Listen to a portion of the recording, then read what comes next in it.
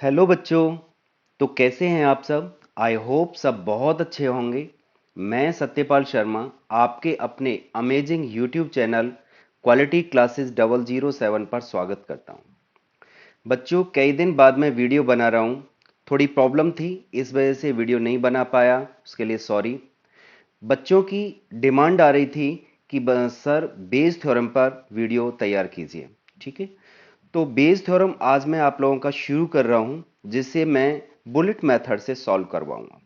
Bullet method एक ऐसा method है जिसमें आप लोगों को कोई भी फॉर्मूला याद करने की जरूरत नहीं पड़ेगी। जो आप लोगों की बेस थ्योरम का फॉर्मूला यूज करते हैं, आप लोग फॉर्मूले को टीचर्स याद कराते हैं, वो आप लोगों को याद करने की जरूरत नहीं पड़ेगी। आप लोग खुद ही फॉर्मूला तैयार करेंगे वही। ठीक है, तो वीडियो को पूरा देखें। इसमें 13.3 एक्सरसाइज पूरी कवर की गई है।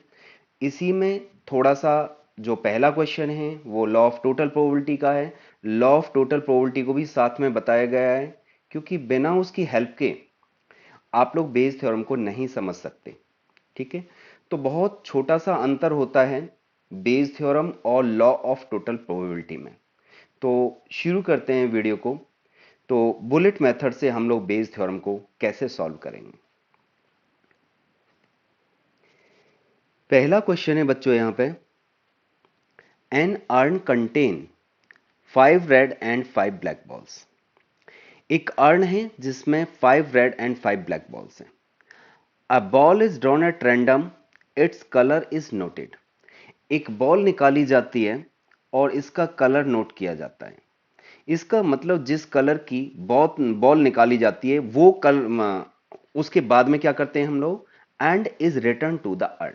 जिस कलर की बॉल निकाली गई है उस बॉल को तो वापस करते ही करते हैं, साथ में moreover 2 additional balls of the colour drawn are put in the urn and then a ball is drawn at random. उसी कलर की दो और बॉल उस अर्न में वापस डाल दी जाती हैं। ठीक है, उसके बाद में फिर से एक बॉल निकाली जाती है। What is the probability that the second ball is red. तो सेकंड बॉल के रेड होने की प्रोबेबिलिटी आप लोगों को बतानी। तो इसमें बच्चों दो घटनाएं घट रही हैं। सबसे पहले यानी जो हमने बॉल निकाली, अर्न एक ही है मेरे पास में, तो जो हमने बॉल निकाली है वो कैसी हो सकती है, it may be of red colour और ब्लैक कलर। तो दो घटनाएं घट रही हैं हमारे पास में। एक को हम ई वन कहेंगे, दूसरी को ई टू कहेंगे। उसके बाद में जो दूसरी घटना घटेगी, जो दूसरी बॉल ड्रॉ करेंगे, वो कैसी होनी चाहिए, वो फिक्स्ड है कि वो रेड ही आनी चाहिए हमारे पास में। ठीक है, सेकंड बॉल इज रेड। आपको दिखाई दे रहा होगा कि प्रोबेबिलिटी लास्ट में ध्यान दिया करें, what is the probability that the second ball is red. तो सेकंड बॉल कैसी आनी चाहिए, रेड ही आनी चाहिए। पहले चाहे कैसी भी बॉल निकल के आई, बट सेकंड बॉल फिक्स है कि वो हमारे पास में रेड ही होनी चाहिए। तो सेकंड बॉल के रेड आने की प्रोबेबिलिटी आप लोगों से पूछी गई। तो लेट कर लेते हैं यहां पे, late E1 E1 is equal to the event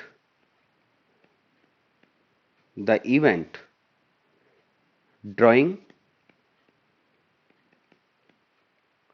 a red ball in first draw। First draw में हम मान लेते हैं कि हमने एक रेड बॉल निकाली है। दूसरी घटना E2 मान लेते हैं हम लोग। E2 is equal to the event drawing a black ball, a black ball in first draw. ये भी फर्स्ट ड्रॉ में ही हमारे पास में। A is equal to consider कर लेंगे हम लोग कि भी जो जिसकी प्रोबेबिलिटी हमसे पूछ रहा है, जिसकी प्रोबेबिलिटी हमसे पूछ रहा है उसको मैं ए मान लेता हूं। तो यहां पे लिख देते हैं the event drawing a red ball in second draw. ये मेरे पास में सेकंड ड्रॉ में। तो मैंने कहा बुलेट तैयार कर लेते हैं। तो बुलेट मेथड मैंने यूज करने के लिए आप लोगों को बोला, तो यहां पे दो केस तैयार कर लेते हैं। यहां पे E1 की बात करते हैं, तो यहां पे क्या दिखाई देगा तुम्हें, पी ई वन। Pe1 क्या हो जाएगा मेरे पास में? अच्छा, ये देखो यहां पे जो अर्न है हमारे पास में, अर्न में कौन कौन से कलर की बॉल है? यहां पे हमारे पास में 5 रेड है और 5 ब्लैक है मेरे पास में, 5 ब्लैक है मेरे पास में। इसमें से एक रेड बॉल निकालनी है, यानी इवन जो है हमारे पास में रेड बॉल आने की घटना हो रही है, तो इसका मतलब पी इवन कितना हो जाएगा?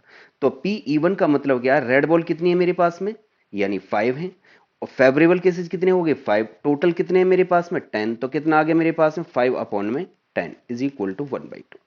ठीक है, अब आगे करते हैं, यहां पे पी ई टू निकाल लेते हैं। पी ई टू कितना हो जाएगा बच्चों?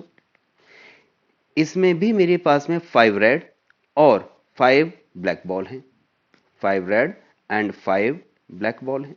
ठीक है, अब फेवरेबल केसेस कितने मेरे पास में? एक ब्लैक बॉल निकालनी है, इसमें से एक ब्लैक बॉल निकालनी है।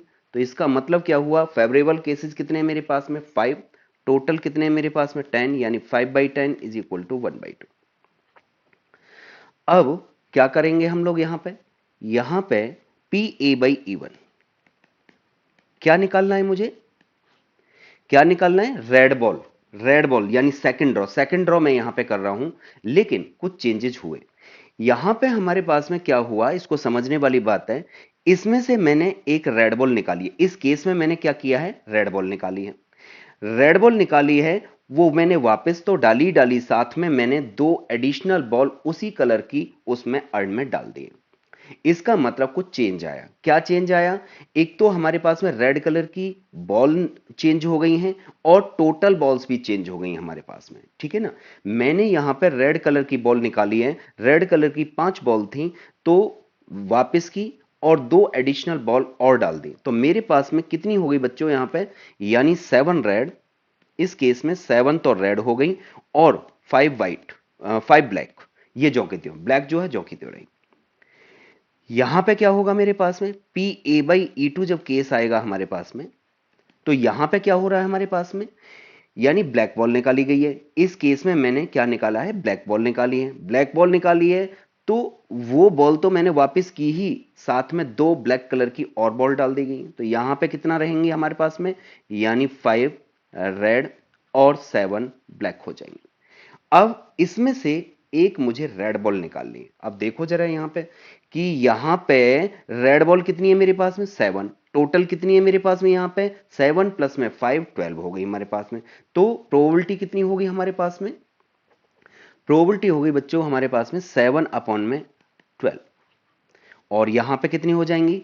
यानी यहां पे रेड बॉल ही निकाली गई है, तो फेवरेबल केसेस कितने मेरे पास में? 5 अपॉन में टोटल केसेस मेरे पास में 12। ठीक है, अब देखो इसको यूज कैसे करेंगे हम लोग। ठीक है, तो ध्यान से इसको देखें, यानी यहां से पहली घटना ये घटी मेरे पास में, उसके बाद में यहां पे पहुंचा, यानी मेरी कंडीशन यहां पे कंप्लीट हो चुकी है, यानी रेड बॉल में निकाल चुका हूं। अच्छा, एक और चीज किसी बच्चे के दिमाग में आ रहा हो कि ये सर ने पी ए बाई इवन क्या लिख दिया है? पी ए बाई इवन का मतलब होता है probability of the event A, यानी probability of the event A का मतलब क्या? Red ball, drawing a red ball in second draw when event E one has already occurred, यानी घटना इवन पहले घट चुकी है। यानी जब घटना इवन पहले घट चुकी है, तो उसमें रेड बॉल आने की प्रोबेबिलिटी, अगर मैंने ये लिखा यहां पे P A by E two, तो इसका मतलब क्या हुआ कि E2 घटना पहले घट चुकी है और रेड बॉल आने की प्रोबेबिलिटी आपसे पूछी गई है, तो इसका मतलब probability of the event A, यानी drawing a red ball in second draw when event E2 has already occurred. I hope आप लोगों को यह चीज समझ में आ गई होगी। तो आगे बढ़ते हैं इसके लिए। अब यहां पे देखो हमारी कंडीशन कंप्लीट हो रही है बेटा, यहां पे यहां से चले और यहां पे पहुंच गए, यानी कंडीशन कंप्लीट। और यहां से इसके बीच में क्या लगा हुआ है हमारे पास में? और लगा हुआ है, इसके बीच में और लगा हुआ है। और का मतलब प्रोबेबिलिटी में क्या होता है? यानी प्लस होता है। ठीक है, या तो घटना ये घटेगी हमारे पास में, या तो घटना ये घटेगी, या घटना ये घटेगी, या तो ये केस होगा या हमारे पास में ये केस होगा, यानी 2 केस हो रहे हैं मेरे पास में, 2 केस हो रहे हैं मेरे पास में, ये फर्स्ट केस और ये मेरे पास में second case, first and second case. तो केस फर्स्ट हो सकता है या केस सेकंड हो सकता है, तो या के लिए क्या होता है हमारे पास में प्लस लगता है, ठीक है। और जब तक आपकी कंडीशन कंप्लीट नहीं हो जाए तो मल्टीप्लिकेशन थ्योरम यूज करते हैं हम लोग। यानी कंडीशन यहां से स्टार्ट हुई है, फर्स्ट केस यहां से शुरू हुआ है, कहां पे पहुंचा है, यहां पे जाके खत्म हो रहा है। यानी मेरी कंडीशन फुलफिल यहां पे जाके हुई है, यानी रेड बॉल सेकंड ड्रॉ में आ चुकी है। पहली बार में मैंने क्या निकाला, यानी रेड बॉल निकाली, दूसरी बार में भी रेड बॉल निकाली। यहां पे कंडीशन, मेरा target red ball second draw में लाना था, तो वो मेरी यहां पे कंडीशन फुलफिल हो चुकी है। सेकंड केस में क्या है मेरे पास में, मैंने कहा था कि सेकंड केस में जो दूसरी घटना घट रही है, यानी जो पहली बॉल निकल रही है वो चाहे किसी भी कलर की निकले, तो मैंने यहां पर दो केस बनाए थे कि ये रेड कलर का या हमारे पास है ब्लैक कलर का। तो जब घटना ब्लैक कलर वाली घट रही है तो हमारे पास में यहां पर रेड बॉल खत्म हो रही है, हमारे पास में रेड बॉल निकल के आ रही है। तो घटना कहां से शुरू हुई, यहां से खत्म हुई और यहां पर जाके खत्म हो रही है। इसका मतलब दिस और दिस, यानी दिस केस और दिस केस। तो इसका मतलब अब मैं सीधा रिजल्ट लिख रहा हूं, रिक्वायर्ड प्रोबेबिलिटी क्या हो जाएगी। तो required probability is equal to, required probability क्या होगी बच्चों, यानी जब तक आप लोगों की कंडीशन कंप्लीट ना हो तब तक इनटू करते चले जाइए, यानी मल्टीप्लिकेशन थ्योरम। अब मैं फॉर्मूला तैयार कर रहा हूं, ये बेस थ्योरम का क्वेश्चन नहीं है, ये लॉ ऑफ टोटल प्रोबेबिलिटी का क्वेश्चन है। मैं बताऊंगा कि बेस थ्योरम का क्वेश्चन कैसे बनेगा, लेकिन पहला जो क्वेश्चन है आप लोगों का वो लॉ ऑफ टोटल प्रोबेबिलिटी का है। तो यहां पे क्या है, पी ई वन इंटू में P A by E one plus, अब सेकंड केस देखो यहां से यहां तक, तो क्या पी ई टू इंटू में P A by E two, P E two into में P A by E two, ये यहां पे वैल्यू पुट कर दीजिए। तो पी ई वन कितना है मेरे पास में, 1/2 इंटू 7/12 प्लस 1/2 इंटू में 5/12 इज इक्वल टू, एलसीएम कितना आ गया 24, तो 7 plus 5 is equal to 12 upon 24 is equal to 1 upon में 2। This is your answer. यानी कैलकुलेशन इतनी बड़ी नहीं होती है जितना दिमाग बड़ा लगाना पड़ता है हमें इसमें, ठीक है। तो प्रोबेबिलिटी की यही एक खासियत है कि इसमें दिमाग ज्यादा लगाना पड़ता है, कैलकुलेशन इतनी ज्यादा नहीं होती। नेक्स्ट क्वेश्चन पर चलते हैं हम लोग। नेक्स्ट क्वेश्चन क्या है बच्चों, यहां पर देखिए, a bag contains 4 red and 4 black balls, another bag contains 2 red and 6 black balls, one of the 2 bags is selected at random, उसमें से एक बैग को सेलेक्ट किया जाता है, and a ball is drawn from the bag which is found to be red, यानी उसमें से एक बॉल निकाली जो कि रेड कलर की हमारे पास में आई। Find the probability that the ball is drawn from the first bag. देखो ये क्वेश्चन बेस थ्योरम का है, मैं बताऊंगा कैसे। तो वही केस, दो घटनाएं घट रही हैं यहां पे हमारे पास में।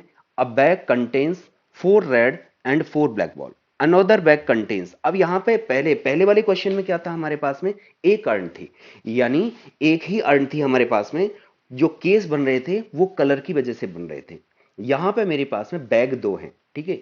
दोनों बैग में 4 रेड, पहले बैग में हमारे पास में 4 रेड एंड 4 ब्लैक बॉल्स हैं, और दूसरे बैग में हमारे पास में 2 रेड एंड 6 ब्लैक बॉल्स हैं। One of the 2 bag is selected at random, यानी पहली घटना जो घट रही है, ध्यान से सुने, पहली जो घटना घट रही है बेटा वो है बैग सिलेक्शन।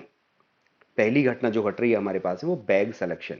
इसका मतलब क्या हुआ कि जो E1 और E2 आएगा वो क्या होगा, selection of the bag, and a ball is drawn from the bag which is found to be red. अच्छा, यहां पे हुआ क्या है कि बैग चाहे जो भी सेलेक्ट हुआ हो, लेकिन दूसरी जो घटना घट रही है हमारे पास में वो रेड कलर की बॉल निकाली गई है, चाहे वो बैग फर्स्ट सेलेक्ट हुआ है चाहे बैग सेकंड सेलेक्ट हुआ है, ठीक है ना। तो रेड कलर की ही बॉल निकाली गई है उसमें, ठीक है। तो और पहचान मैं बता रहा हूं कि यहां पे जो कहे कि find the probability that the ball is drawn from the first bag, अभी वापस मैं इसी पे आऊंगा, ठीक है। तो यहां पे प्रोबेबिलिटी जो पूछ रहा है कि जो बॉल ड्रॉन है हमारे पास में वो फर्स्ट बैग से आनी चाहिए। इसका मतलब प्रोबेबिलिटी किसकी निकलवा रहा है, वो फर्स्ट बैग की निकलवा रहा है कि भाई जो रेड बॉल आई है वो फर्स्ट बैग से आनी चाहिए। इसका मतलब रिवर्स गया, पहले बैग सिलेक्शन हुआ, उसके बाद में रेड बॉल निकाली, फिर से वापस जा रहा है। यानी जो प्रोबेबिलिटी पूछ रहा है वो किसकी पूछ रहा है, यानी फर्स्ट बैग की। यानी बैग से रेड बॉल पे गया, रेड बॉल से वापस बैग पे आ रहा है हमारे पास, जिसकी प्रोबेबिलिटी वो पूछना चाहता है। जब भी हमारे पास में रिवर्स हो कंडीशन, रिवर्स पे जाए हमारे पास में, रिवर्स मतलब प्रोबेबिलिटी पूछे, तो इसका मतलब बेस थ्योरम का क्वेश्चन ये बनेगा। ठीक है, अभी धीरे धीरे आप लोगों को समझ में आना शुरू होगा। ठीक है, तो वीडियो को पूरा देखें, अधूरे से कुछ भी बात नहीं बनने वाली है। ठीक है, तो शुरू करते हैं यहां पे इसका सॉल्यूशन। लेट कर लेते हैं, let E1 is equal to the event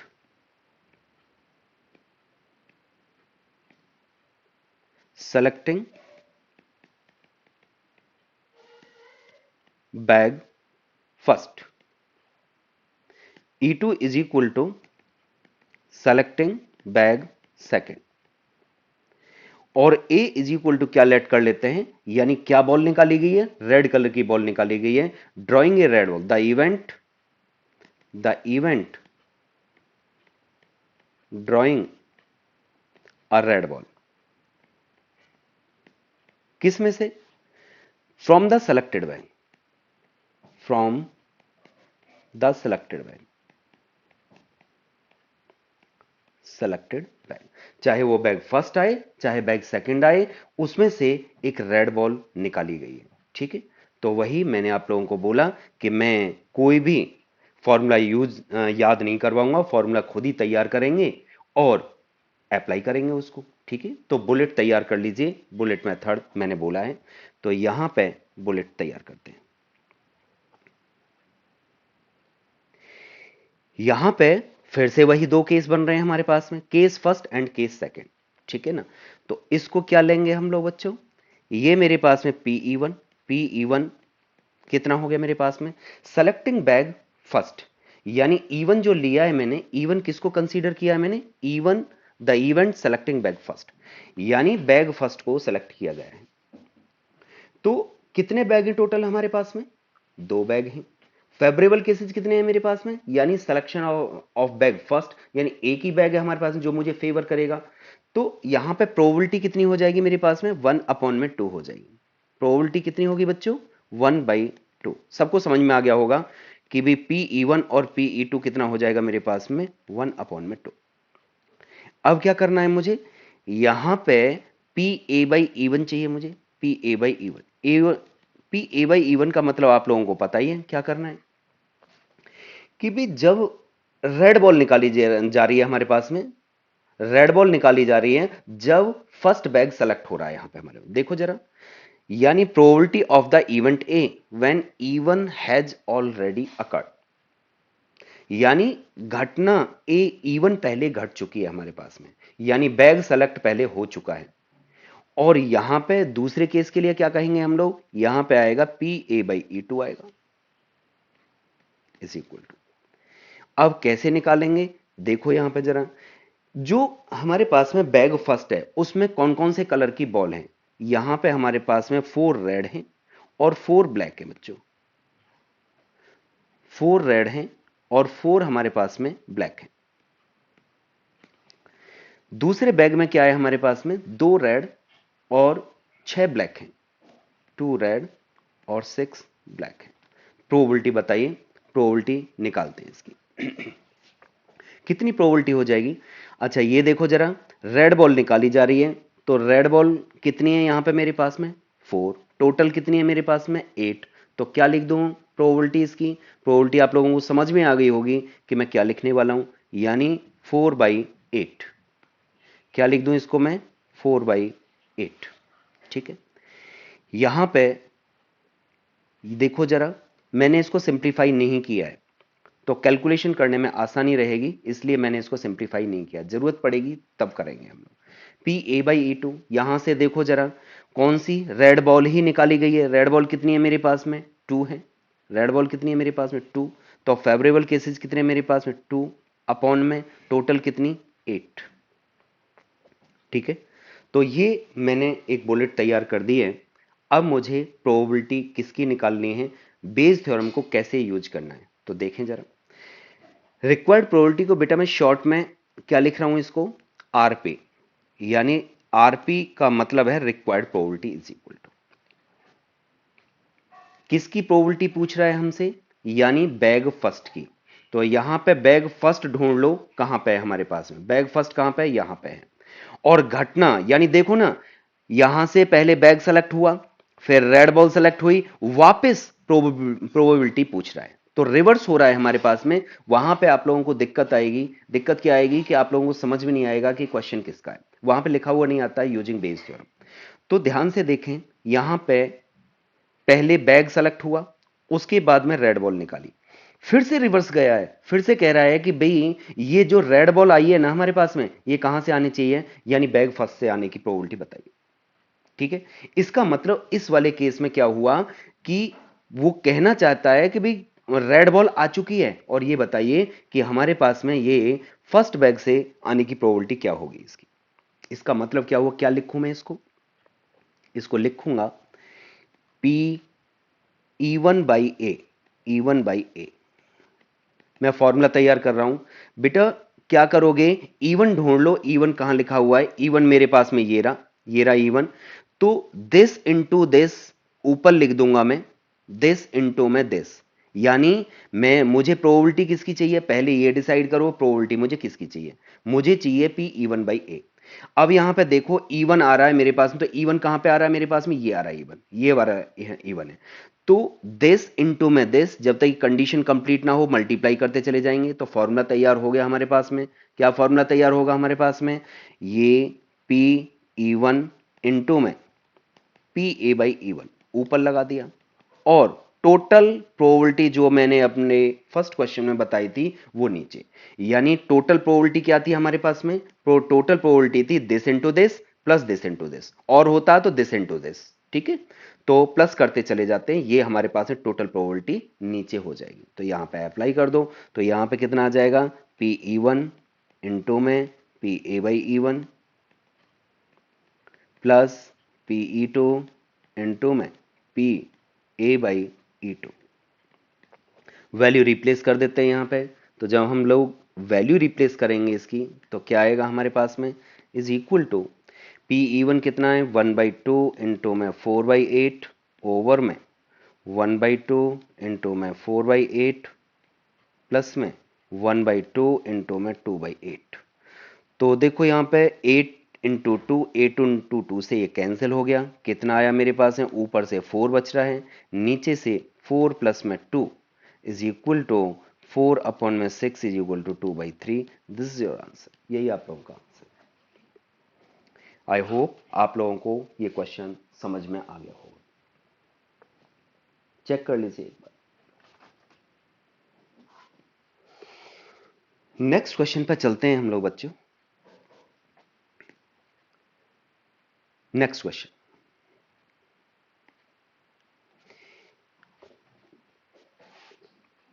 मैंने थर्ड क्वेश्चन आप लोगों के लिए छोड़ दिया है, फोर्थ क्वेश्चन पे मैं आ रहा हूं।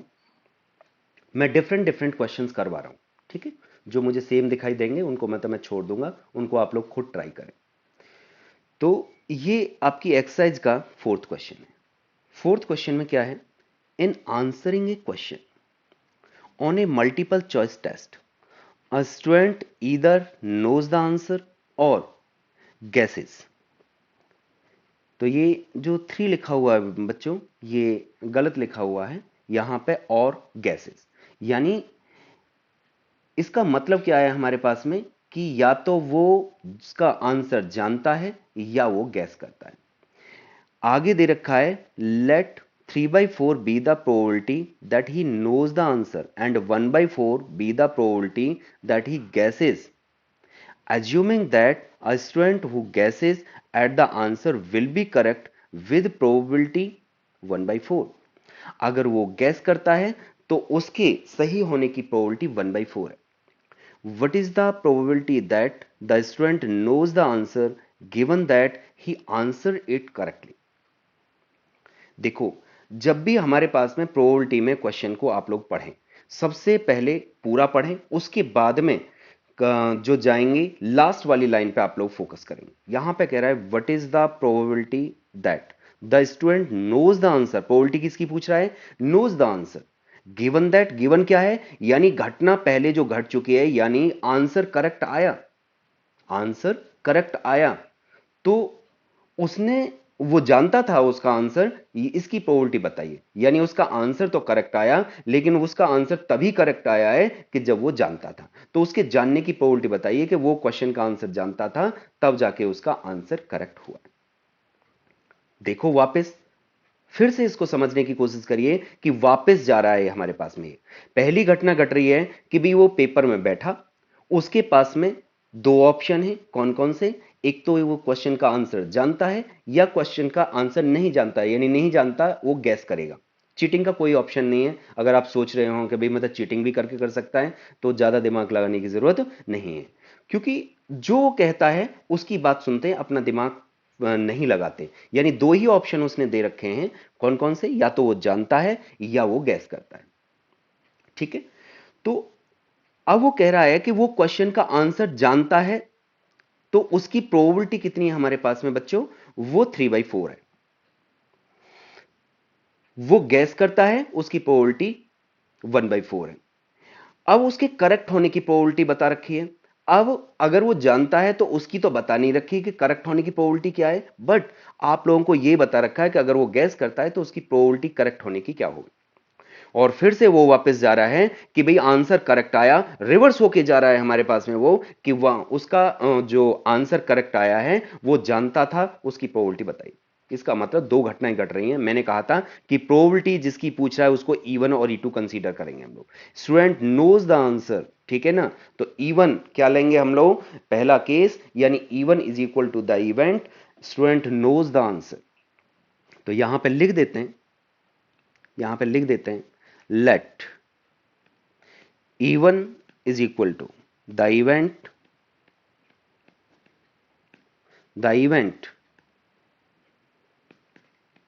that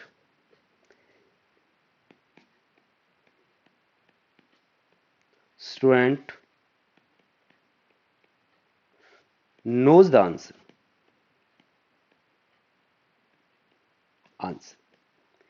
E2 क्या ले लेंगे हम लोग यहां पे?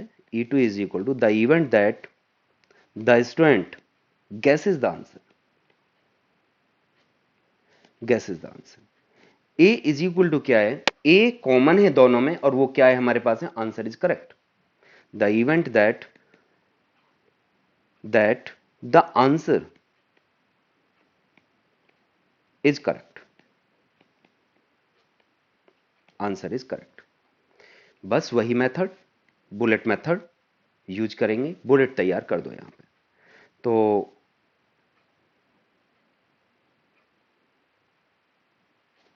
यहां पे PE1 आप लोग बताइए जरा क्या है?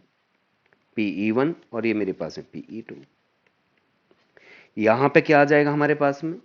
PA/E1 आएगा, PA/E1, और यहां पे PA/E2 आ जाएगा। PE1 प्रोबेबिलिटी आप लोगों को दे रखी है कि वो क्वेश्चन का आंसर जानता है। उसकी प्रोबेबिलिटी कितनी है हमारे पास में? वो 3/4 है।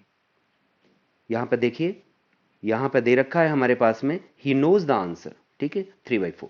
ठीक है, ही नोज द आंसर, उसकी प्रोबेबिलिटी जो दे रखी है वो 3/4। तो इसका मतलब ये कितनी है मेरे पास में? 3/4। यहां पे गैस करता है वो, उसकी प्रोबेबिलिटी 1/4। अच्छा एक चीज बताइए कि अगर वो क्वेश्चन का आंसर जानता है, क्वेश्चन का आंसर जानता है, तो उसके सही होने की प्रोबेबिलिटी कितनी होगी? यहां पे आगे जो निकालना है मुझे, क्या निकालना है? PA/E1, यानी probability of the event A when event E1 has already occurred. यानी वो क्वेश्चन का आंसर जानता था, उसके सही होने की प्रोबेबिलिटी कितनी है? तो 1 ही होगी ना बेटा। श्योर इवेंट है, क्योंकि वो जब आंसर जानता है तो सही होगा ही होगा ना। तो इसकी प्रोबेबिलिटी कितनी आ गई हमारे पास में? इसकी प्रोबेबिलिटी 1। तो ये इसमें लॉजिक है कि इसमें प्रोबेबिलिटी इसकी नहीं दे रखी है, ये हमें खुद को सोचना होगा। ठीक है ना, तो वो जानता था, तो उसके सही होने की प्रोबेबिलिटी 1 होगी। ठीक है, गैस कर रहा है, उसकी प्रोबेबिलिटी आप लोगों को दे रखी है, और वो प्रोबेबिलिटी कितनी है हमारे पास में सही होने की, यानी 1/4। कितनी दे रखी है? 1/4। बस शुरू करते हैं अब। देखो कैसे, ये लॉ ऑफ टोटल प्रोबेबिलिटी का क्वेश्चन है या बेज का क्वेश्चन है। कैसे? देखो यहां पे, यहां से यहां गया, यहां से यहां गया, लेकिन ये वापस जा रहा है। ये कह रहा है कि भाई मुझे प्रोबेबिलिटी इसके सही होने की नहीं चाहिए। अगर ये पूछता कि क्वेश्चन के करेक्ट होने की प्रोबेबिलिटी बताइए, तो ये लॉ ऑफ टोटल प्रोबेबिलिटी का क्वेश्चन होता, यानी this into this plus this into this, ये कर देते, यहीं पे क्वेश्चन खत्म हो जाता। लेकिन उसने हमसे क्या कहा है? उसने कहा है कि भाई क्वेश्चन का जो आंसर है वो करेक्ट आया, और वो करेक्ट तब आया कि जब वो जानता था आंसर। इसका मतलब उसके जानने की प्रोबेबिलिटी, इसका मतलब क्या हुआ? करेक्ट पहले हो गया है और वो जानता है उसकी प्रोबेबिलिटी पूछ रहा है। तो कैसे लिखेंगे हम लोग इसको? तो required probability is equal to P, कितना आ जाएगा? E1/A इज इक्वल टू, क्या करें? देखो जरा, वो फॉर्मूला तैयार करेंगे फिर से। वही क्या दिखाई दे रहा है? E1। E1 ढूंढो, कहां पे है हमारे पास में? E1 मेरे पास में ये रहा। तो दिस इंटू दिस ऊपर आएगा और बाकी का टोटल प्रोबेबिलिटी नीचे। मैंने कहा कि E1/A चाहिए, प्रोबेबिलिटी मुझे E1 की चाहिए। तो देखो जरा, E1 बुलेट में कहां पे है? ये रहा हमारे पास में E1, यानी दिस इंटू दिस ऊपर और बाकी का टोटल प्रोबेबिलिटी नीचे। ठीक है, तो लिख देते हैं फॉर्मूला यहां पे। तो कितना आ जाएगा हमारे पास में? ये बनेगा P E1 इंटू में PA/E1 ओवर में PE1 इंटू में PA/E1 प्लस PE2 इंटू में PA/E2। तो अप्लाई करते हैं इसको। कितना? PE1 कितना दे रखा है? 3/4 दे रखा है हमें, तो यहां पे लिख दो। ये मेरे पास में 3/4 इंटू में PA/E1 कितना है हमारे पास में? 1 ओवर में 3/4 इंटू में 1 प्लस में 1/4 इंटू में 1/4। तो आप देखिए यहाँ पे 4 से ये 4 कैंसिल, यहाँ से ये 4 कैंसिल हो गया। कितना आ गया मेरे पास में? 3 प्लस में 1/4। सिंप्लीफाई कर लीजिए इसको, तो कितना आ जाएगा? 3/4, 3 जा 12, यानी 13/4। ये ऊपर पहुंच जाएगा, तो ये कितना आ जाएगा? 12/13। This is your answer. यही आप लोगों का आंसर, यही आप लोगों का आंसर हो जाएगा। आई होप आप लोगों को ये क्वेश्चन समझ में आ गया होगा। नेक्स्ट क्वेश्चन पर चलते हैं बच्चों।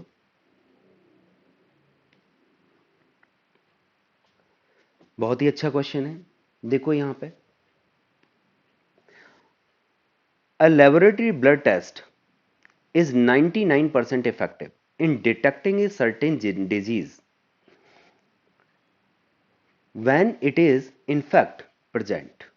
अगर कोई बीमारी किसी बंदे के अंदर प्रेजेंट है, तो जब लैब ब्लड टेस्ट होता है तो 99% इफेक्टिव होता है, यानी बीमारी को डिटेक्ट कर लेते हैं।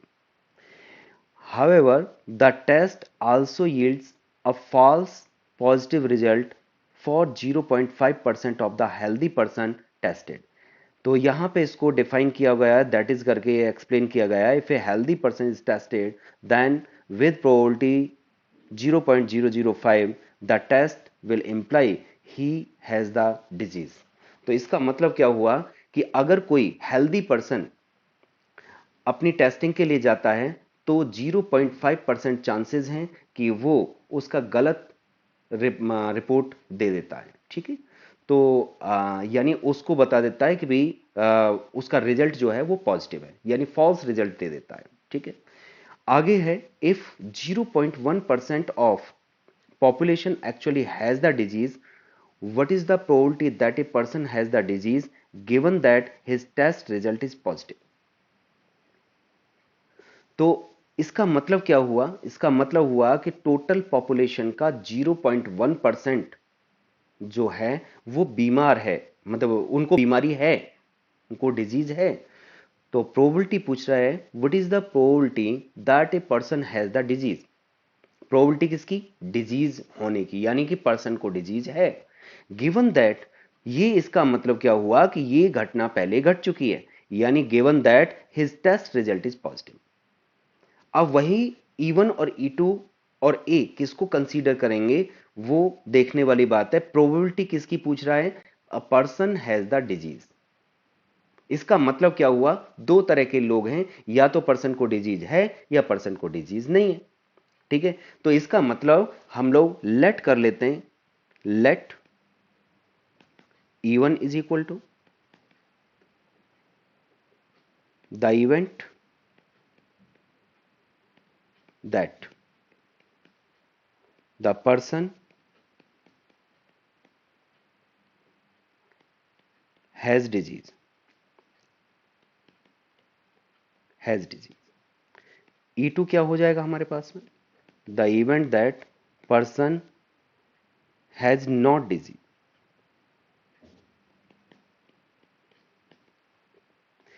ए इज इक्वल टू क्या हो जाएगा? उसका टेस्ट रिजल्ट पॉजिटिव आया है, that the event that the test result is positive, इसका टेस्ट रिजल्ट पॉजिटिव आया है। ठीक है, इतना करते ही बुलेट तैयार कर लीजिए। ठीक है, और फिर उसके बाद में बेस थ्योरम अप्लाई करना शुरू कर देते हैं।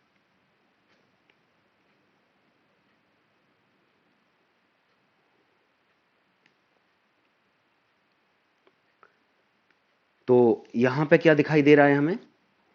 Pe1 निकालेंगे। Pe1, Pe1 क्या है हमारे पास में? Person has the disease. कितने लोगों को बीमारी है? यानी 0 पॉइंट, टोटल पॉपुलेशन का 0.1%।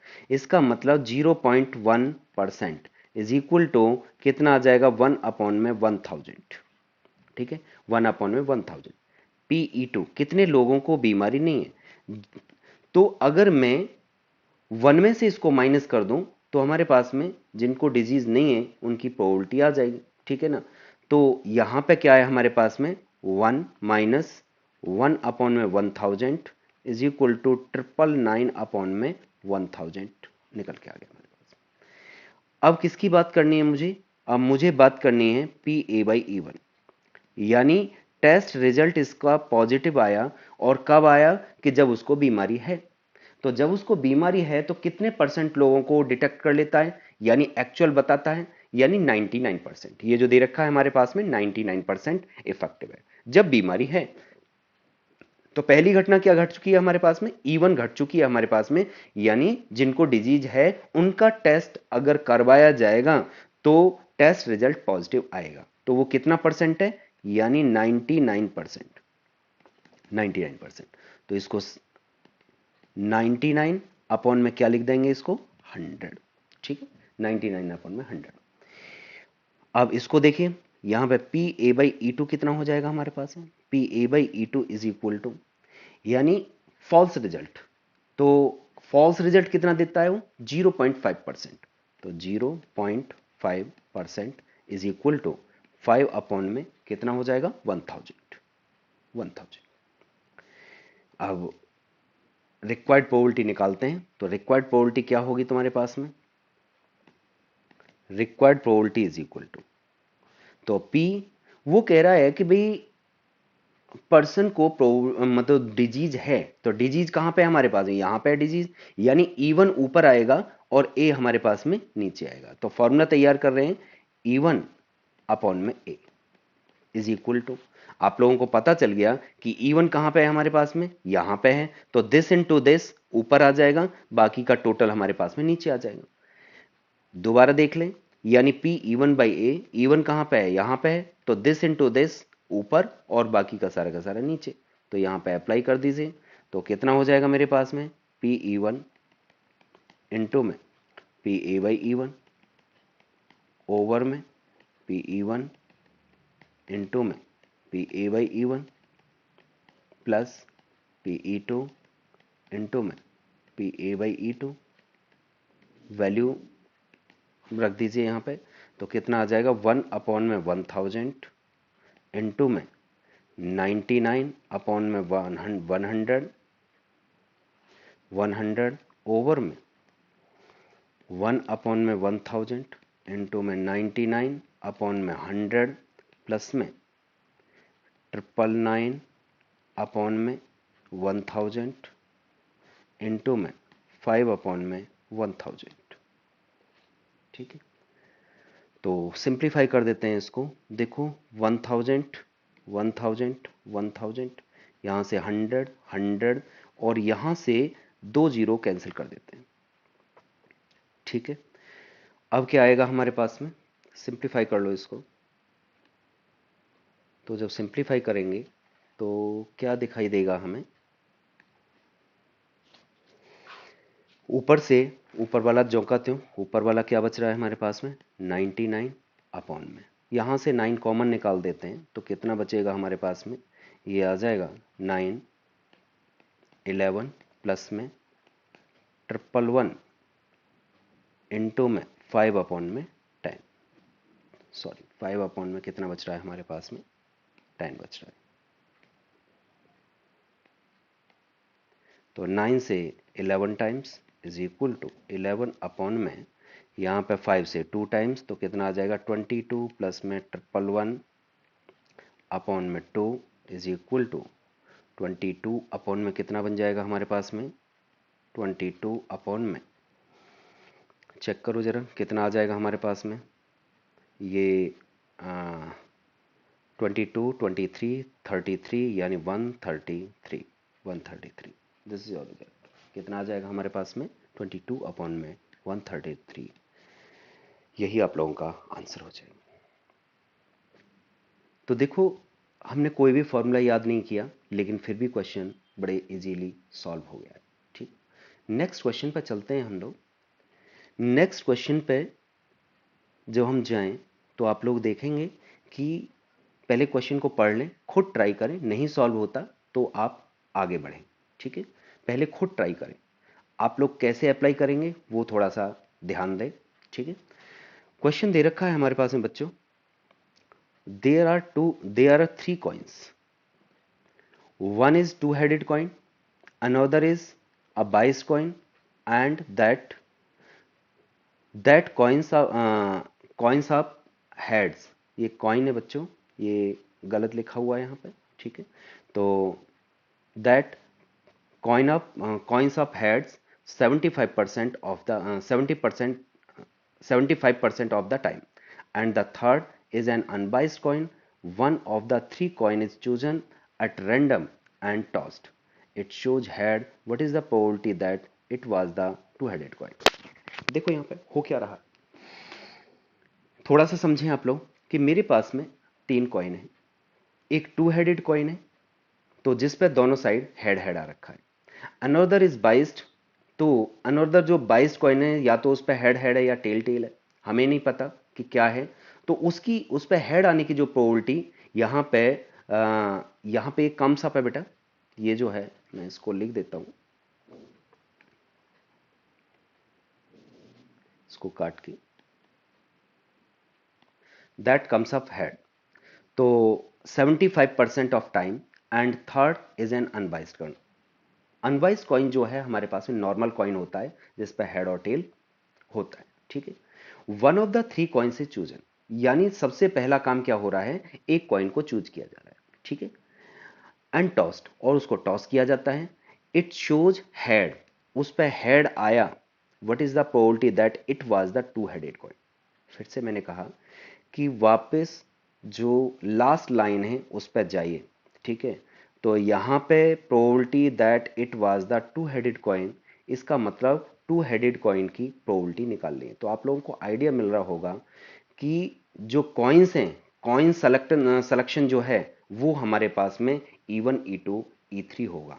अब की बार दो कॉइन नहीं, यानी दो केस नहीं बनेंगे, अब की बार तीन केस बनेंगे, और वो कौन से होंगे, E1 E2 E3। It may be two headed coin और बाइस्ड कॉइन और कौन सा, अनबाइस्ड कॉइन। ठीक है, तो यहां पे वही चीज लेट कर लेते हैं हम लोग, सॉल्यूशन करना शुरू करते हैं। Solution let E1 is equal to the event selecting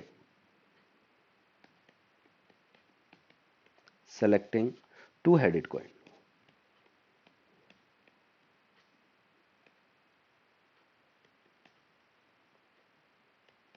two-headed coin। E2 क्या हो जाएगा हमारे पास में, सेलेक्टिंग बाइस्ड कॉइन की बात कर रहा हूं, बाइस्ड कॉइन। E3 क्या हो जाएगा मेरे पास? Unbiased coin.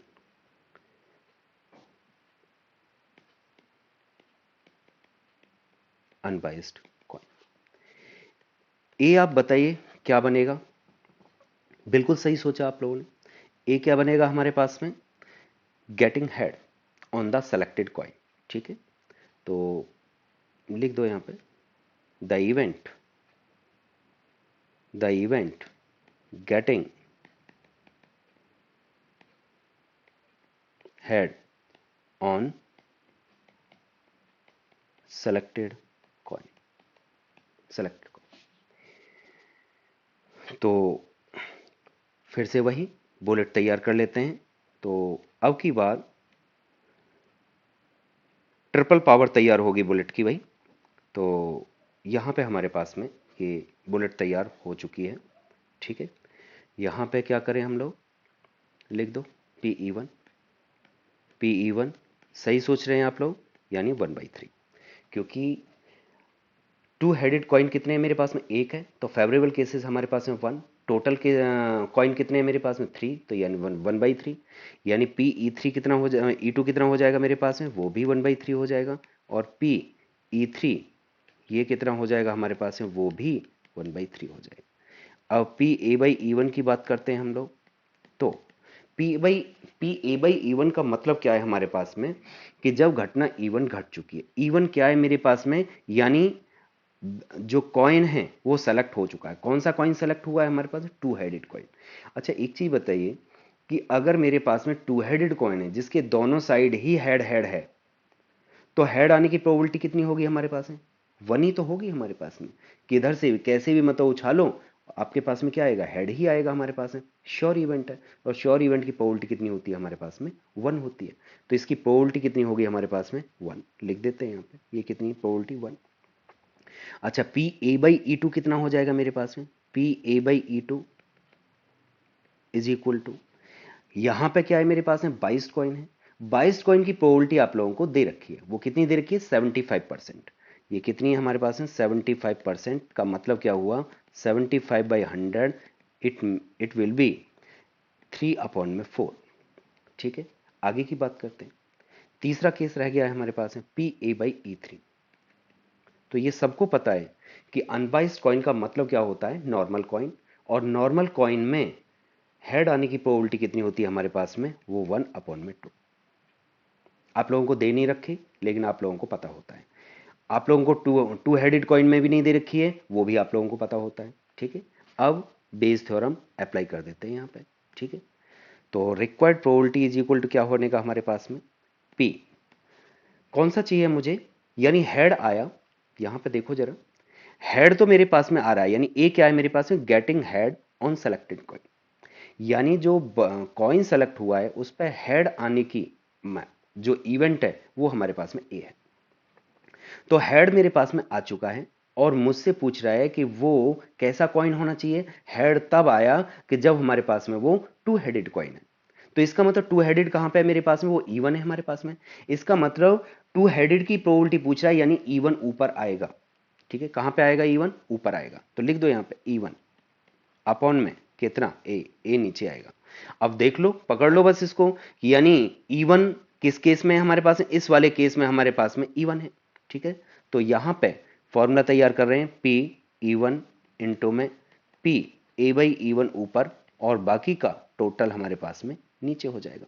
तो यहां पे क्या बनेगा? PE1 इंटू में PA/E1 प्लस PE2 इंटू में PA/E2 प्लस PE3 इंटू में PA/E3। ठीक है, आगे इसकी वैल्यू रिप्लेस कर देते हैं, तो कितना आ जाएगा हमारे पास में? इज इक्वल टू PE1 कितना है? आप लोगों को ये क्लियर हो गया होगा, यानी ये ऊपर और टोटल हमारे पास में नीचे, यानी this into this plus this into this plus this into this. ठीक है, तो ये फॉर्मूला आप लोगों के पास में तैयार हो गया है। वैल्यू रिप्लेस करिए इसकी, तो जब वैल्यू रिप्लेस करेंगे तो कितना आएगा हमारे पास में? PE1 यानी 1/3 इंटू में 1 ओवर में 1/3 इंटू में 1 प्लस में 1/3 इंटू में 3/4 प्लस 1/3 इंटू में 1/2। तो देखो ये 1/3 से 1/3 1/3 1/3 कैंसिल हो गया, जो बचा उसको सिंप्लीफाई कर दो।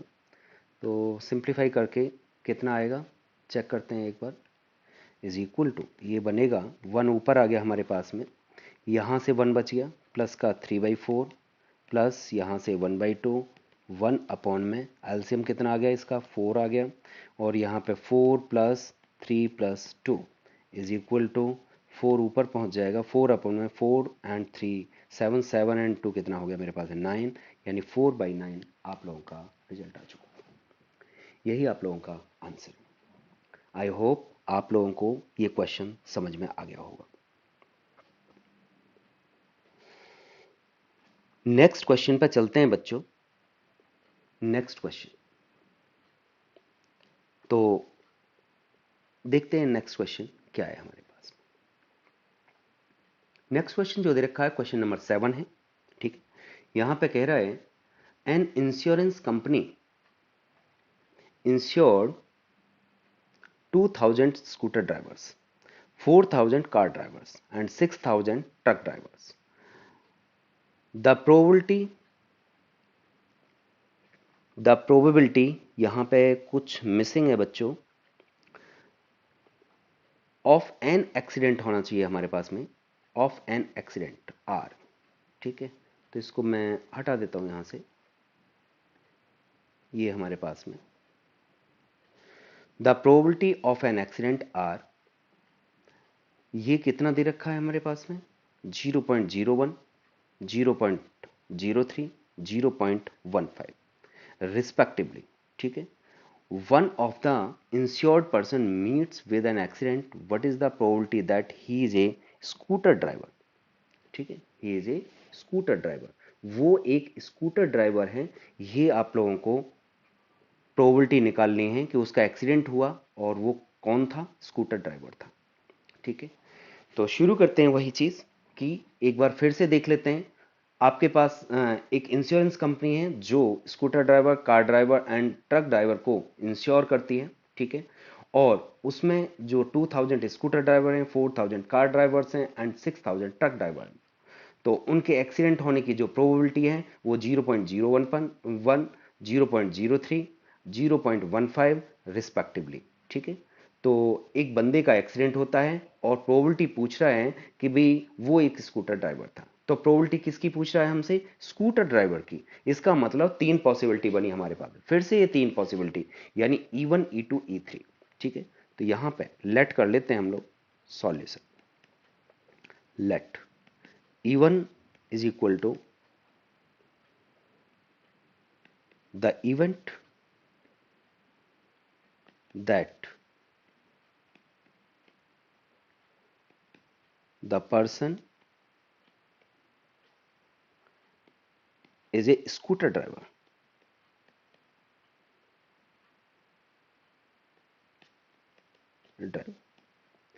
E2 क्या हो जाएगा हमारे पास में, the event that the person is a car driver, car driver की बात कर रहा हूं। यहां पे E3 कितना हो जाएगा हमारे पास में, the event that truck driver, truck driver. A is equal to क्या हो रहा है हमारे पास में, यानी उसका एक्सीडेंट हो रहा है, ठीक है। तो इसको क्या करेंगे, मतलब तीनों में कॉमन है, ठीक है। वो कार ड्राइवर भी हो सकता है, वो स्कूटर ड्राइवर भी हो सकता है, और वो हमारे पास में ट्रक ड्राइवर भी हो सकता है, लेकिन एक्सीडेंट तीनों में कॉमन है, ठीक है ना। तो ए इज इक्वल टू क्या लेंगे हम लोग, the event that the person meets with an accident, accident, ठीक है। एक बंदे का एक्सीडेंट होता है, ठीक है। तो बुलेट तैयार कर लेते हैं यहाँ पे। तो ये मेरे पास वही 3 केस तैयार कर लेंगे यहाँ पे। ये यहाँ पे P1 कितना हो जाएगा हमारे पास में, P1 आप लोगों को दे रखा है कितना, कौन कौन फेवर करेंगे मुझे, सिर्फ स्कूटर ड्राइवर फेवर करेंगे। तो आप लोगों को दिखाई दे रहा है स्कूटर ड्राइवर कितने हैं मेरे पास है 2000, टोटल कितने हैं मेरे पास है 2000 plus 4000 plus 6000, that will be 12000। तो कितना आ गया हमारे पास में, ये बनेगा 2000 अपॉन में 12,000। तो कितना आ जाएगा हमारे पास में, ये 3 जीरो से 3 जीरो कैंसिल, तो 2/12। बाकी का आगे सॉल्व नहीं कर रहा हूं मैं। यहां पे PE2 कितना हो जाएगा हमारे पास में, सिमिलरली ये कितना हो जाएगा हमारे पास में 4 अपॉन में 12, और ये PE3 कितना आ जाएगा हमारे पास में 6 अपॉन में 12, 6 अपॉन में 12। आगे करते हैं हम लोग। PA/E1, इनके एक्सीडेंट होने की प्रोबेबिलिटी आप लोगों को दे रखी है, यानी स्कूटर ड्राइवर के एक्सीडेंट होने की probability 0.01, 0.01 is equal to 1 upon में 100। PA/E2 कितना हो जाएगा हमारे पास, ये भी दे रखी है 0.03, 0.03 इज इक्वल टू 3 अपॉन में 100। यहां पे PA/E3 कितना हो जाएगा, ये दे रखा है 0.15, 0.15 इज इक्वल टू 15 अपॉन में 100। ठीक है, तो वापस जा रहा है, बेस थ्योरम का क्वेश्चन बनेगा। यहां पे देखो जरा कि एक्सीडेंट यहां पे हो रहा है, एक्सीडेंट हुआ यानी PA/E1, PA/E2 और PA/E3, यानी चाहे वो स्कूटर ड्राइवर था, चाहे वो कार ड्राइवर था, या हमारे पास में ट्रक ड्राइवर, यहां पे एक्सीडेंट हुआ, रिवर्स होके जा रहा है कि मुझे प्रोबेबिलिटी बताइए कि that will be scooter driver, वो स्कूटर ड्राइवर था। ठीक है, कैसा हो, कौन होगा वो हमारे पास में, वो स्कूटर ड्राइवर होगा, उसकी प्रोबेबिलिटी मुझे बताइए। तो रिक्वायर्ड प्रोबेबिलिटी निकाल लेते हैं यहां पे। तो रिक्वायर्ड प्रोबेबिलिटी, तो फॉर्मूला तैयार करेंगे, P क्या आएगा हमारे पास में, स्कूटर ड्राइवर, स्कूटर ड्राइवर यानी E1 ऊपर आएगा, और ये हमारे पास में A नीचे आएगा। अब देख लो यहां पे जरा, जो मैंने बता रखा है यूजिंग बेस थ्योरम, यानी दिस इनटू दिस, E1 कहां पे है, ये रहा, तो ये ऊपर आ जाएगा, दिस इनटू दिस, यानी PE1 इंटू में PA/E1 ऊपर, और बाकी का टोटल नीचे आ जाएगा हमारे पास में। तो फॉर्मूला लगा देते हैं यहां पे, PE1 इंटू में PA/E1 ओवर में PE1 इंटू में PA/E1 प्लस PE2 इंटू में PA/E2 प्लस PE3 इंटू में PA/E3 is equal to, value replace कर देते हैं इसकी, तो कितना आ जाएगा मेरे पास में 2 अपॉन में 12 इंटू में 1 अपॉन में 100 ओवर में 2 अपॉन में 12 इंटू 1 अपॉन में 100 प्लस में 4 अपॉन में 12 इंटू में 3 अपॉन में 100 प्लस 6 अपॉन में 12 इंटू में 15 अपॉन में 100। ठीक है, तो देखो 12 इंटू 100, 12 इंटू 100, ये सब कैंसिल होता हुआ चला गया यहाँ पे। ठीक है, तो एक और चीज, चलो पहले लिख देते हैं इसको। ऊपर से कितना बच रहा है मेरे पास, 2 अपॉन में कितना, 2 प्लस 4 3 जा 12, 12 प्लस में और 15 6 जा कितना हो गया हमारे पास में 90, और 2 अपॉन में 2 इसमें से कॉमन, तो कितना आ गया मेरा 1 प्लस 6 प्लस में 45, 2 से 2 कैंसिल हो गया, कितना आ गया हमारे पास में, यानी 45 60 यानी 1 अपॉन में 52। तो कितना आ गया मेरे पास में 1 अपॉन में 52, यही आप लोगों का आंसर। आई होप आप लोगों को ये समझ में आ गया होगा। तो बच्चों आज के लिए बस इतना ही। ठीक है, तो बाकी का जो जो क्वेश्चंस बच गए हैं वो नेक्स्ट लेक्चर में कवर करेंगे। ठीक है, तो अगर आप लोगों को ये वीडियो पसंद आया हो तो लाइक शेयर एंड सब्सक्राइब करें। Thank you so much, take care, bye bye.